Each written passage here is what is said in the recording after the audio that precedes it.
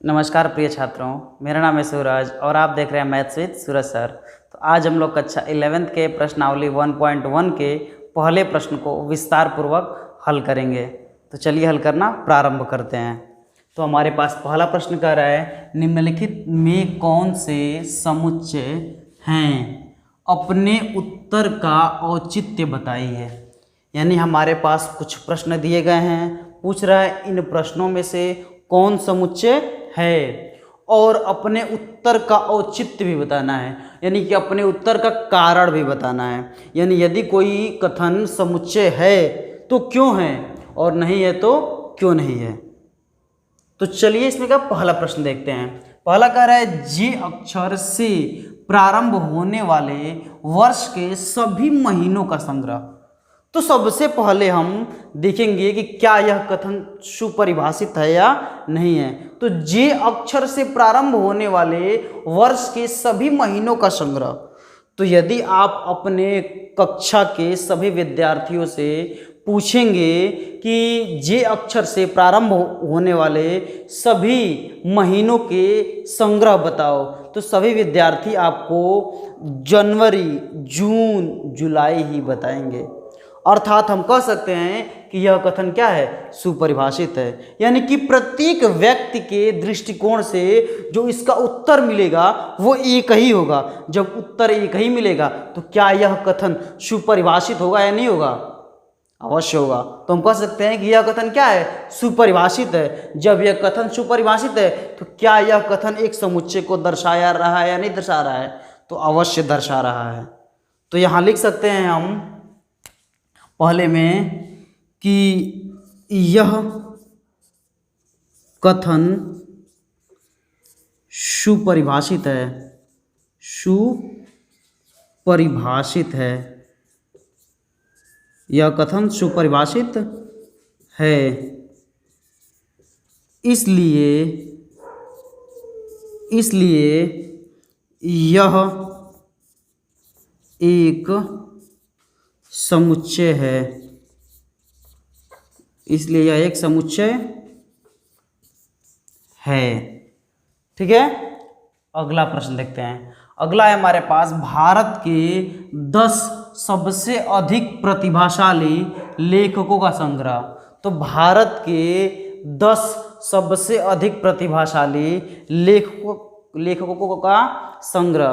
तो यदि आप अपने कक्षा के सभी विद्यार्थियों से पूछेंगे कि भारत के 10 सबसे अधिक प्रतिभाशाली लेखकों का संग्रह बताओ, तो सभी विद्यार्थी अपने अपने दृष्टिकोण से उसका जवाब भिन्न भिन्न देंगे, यानी अलग अलग देंगे। तो अतः हम कह सकते हैं कि यह कथन क्या है, सुपरिभाषित नहीं है। यानी कि प्रत्येक व्यक्ति के दृष्टिकोण से इसका जो उत्तर मिल रहा है वह अलग अलग मिल रहा है, इसलिए यह कथन सुपरिभाषित नहीं है। जब यह कथन ही सुपरिभाषित नहीं है तो क्या यह एक समुच्चय को निरूपित करेगा? बिल्कुल नहीं करेगा। तो हम इसमें लिख सकते हैं दूसरे में कि यह कथन सुपरिभाषित नहीं है,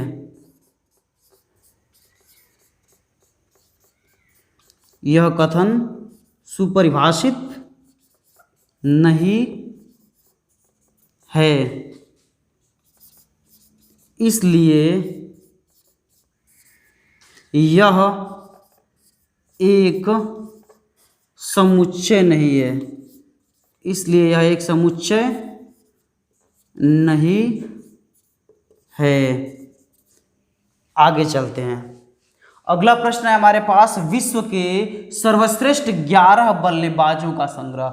तो यदि इस प्रश्न का भी आप अपने कक्षा के सभी विद्यार्थियों से जवाब मांगेंगे तो प्रत्येक विद्यार्थी आपको भिन्न भिन्न उत्तर ही देगा। यानी कि कह सकते हैं कि विश्व के सर्वश्रेष्ठ 11 बल्लेबाजों का जो संग्रह होगा वो प्रत्येक व्यक्ति के दृष्टिकोण से इसका जो उत्तर होगा वो भिन्न भिन्न मिलेगा।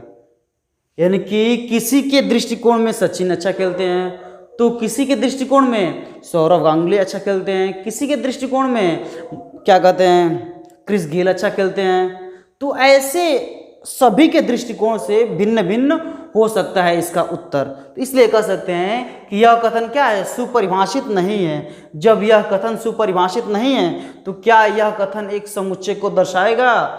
बिल्कुल नहीं दर्शाएगा। तो इसमें हम लोग लिख सकते हैं तीसरे में कि यह कथन सुपरिभाषित नहीं है। यह कथन सुपरिभाषित नहीं है, सुपरिभाषित नहीं है, इसलिए यह एक समुच्चय नहीं है, इसलिए यह एक समुच्चय नहीं है। अब इसमें का चौथा प्रश्न देखते हैं। तो चौथा प्रश्न है हमारे पास, आपकी कक्षा के सभी बालकों का संग्रह। तो आपकी कक्षा के सभी बालकों का संग्रह क्या एक सुपरिभाषित कथन है या नहीं है? तो अवश्य है। यानी किसी भी व्यक्ति से आप पूछेंगे कि आपकी कक्षा के बालकों का संग्रह जो है वो सुपरिभाषित है या नहीं है, तो अवश्य है, क्योंकि प्रत्येक व्यक्ति के दृष्टिकोण से जो उत्तर मिलेगा वो एक ही होगा। यानी कि आपकी कक्षा में जितने भी विद्यार्थी होंगे वो एक निश्चित संख्या में ही होंगे, ठीक है, उनकी संख्या में कोई बदलाव नहीं होगा। इसलिए कह सकते हैं कि यह कथन में क्या है, सुपरिभाषित है। तो जब यह कथन सुपरिभाषित है तो क्या यह एक समुच्चय को दर्शाएगा या नहीं दर्शाएगा? तो अवश्य दर्शाएगा। तो यहाँ कह सकते हैं चौथा प्रश्न जो है हमारे पास वह यह कथन सुपरिभाषित है, सुपरिभाषित है। जब कथन सुपरिभाषित है तो कह सकते हैं इसलिए यह एक समुच्चय है, इसलिए यह एक समुच्चय है। आगे चलते हैं, पांचवा प्रश्न देखते हैं इसमें का। तो पांचवा प्रश्न कह रहा है हमारे पास 100 से कम सभी प्राकृत संख्याओं का संग्रह। यानी 100 से कम प्राकृत संख्याओं का जो संग्रह होगा वह सुपरिभाषित है या नहीं है? तो अवश्य है। यानी किसी भी व्यक्ति से यदि आप पूछेंगे कि 100 से कम प्राकृत संख्याएं बताओ, तो वह व्यक्ति 1 से लेकर 99 तक गिनती आपको सुना देगा। तो इसलिए कह सकते हैं यह कथन में क्या है, सुपरिभाषित है। जब यह कथन सुपरिभाषित है तो क्या यह एक समुच्चय को दर्शाएगा या नहीं दर्शाएगा? तो अवश्य दर्शाएगा। तो यहाँ कह सकते हैं हम कि यह कथन सुपरिभाषित है, सुपरिभाषित है। यह कथन सुपरिभाषित है, इसलिए यह एक समुच्चय है। ठीक है, आगे चलते हैं। अगला प्रश्न है हमारे पास, लेखक प्रेमचंद द्वारा लिखित उपन्यासों का संग्रह।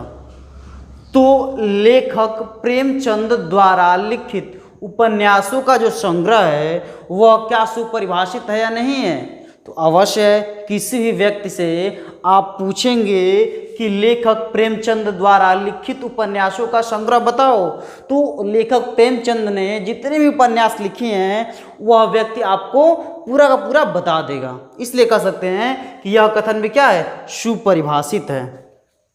तो छठा होगा हमारे पास, यह कथन सुपरिभाषित है। यह कथन सुपरिभाषित है। जब यह कथन सुपरिभाषित है तो हम कह सकते हैं इसलिए यह एक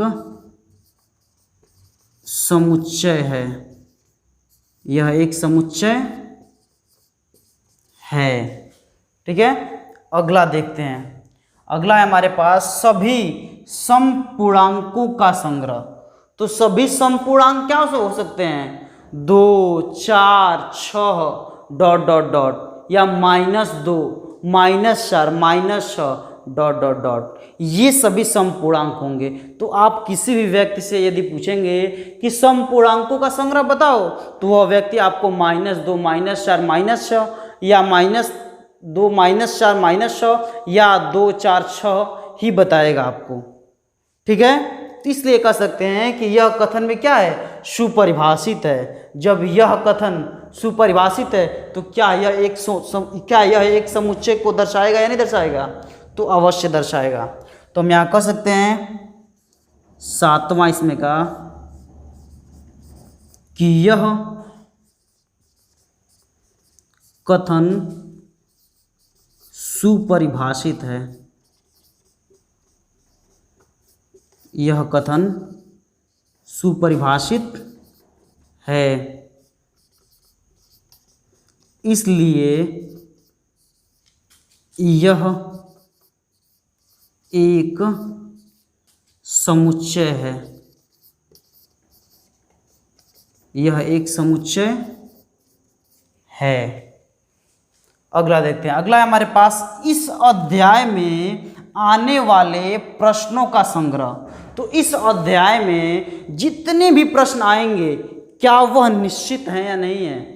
यानी किसी भी व्यक्ति से आप पूछेंगे कि इस अध्याय में आने वाले प्रश्न बताओ, तो जितने भी प्रश्न होंगे वो आपको बता देंगे। यानी किसी भी व्यक्ति से आप पूछेंगे इस अध्याय में आने वाले प्रश्नों का संग्रह क्या होगा, तो वह सभी व्यक्ति आपको एक ही उत्तर देंगे। तो हम लोग इसलिए कह सकते हैं कि यह कथन भी क्या है? सुपरिभाषित है। तो जब यह कथन सुपरिभाषित है तो क्या यह एक समुच्चय को दर्शाएगा या नहीं दर्शाएगा? तो अवश्य दर्शाएगा। तो हम कह सकते हैं यहाँ 8वें में यह कथन सुपरिभाषित है। सुपरिभाषित, यह कथन सुपरिभाषित है, इसलिए यह एक समुच्चय है। अगला देखते हैं। विश्व के सबसे अधिक खतरनाक जानवरों का समुच्चय।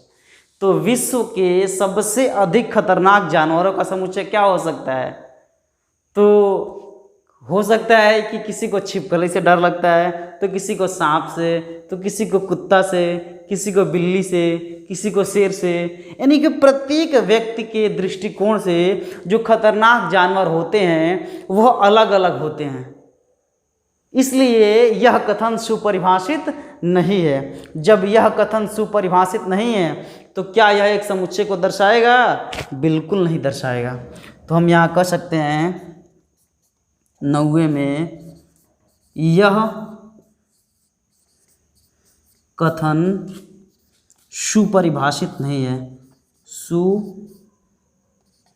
सुपरिभाषित नहीं है। सुपरिभाषित नहीं है, इसलिए यह एक समुच्चय, यह कथन सुपरिभाषित नहीं है, इसलिए यह एक समुच्चय नहीं है। यह एक समुच्चय नहीं है। ठीक है, तो उम्मीद है कि सारे प्रश्न आपको बहुत ही आसान भाषा में हमने समझाया है, इसलिए आपको सारे प्रश्न समझ में आए होंगे। ठीक है, फिर भी यदि आपको कोई भी समस्या है तो आप मुझे नीचे कमेंट बॉक्स में कमेंट करके बता सकते हैं। हम उसका रिप्लाई जल्द से जल्द देने का प्रयास करेंगे। और यदि आपको यह वीडियो पसंद आया है तो इस वीडियो को लाइक कीजिए और हमारे चैनल को सब्सक्राइब कीजिए और इस वीडियो को अपने सभी दोस्तों के साथ शेयर कीजिए। जय हिंद, जय भारत।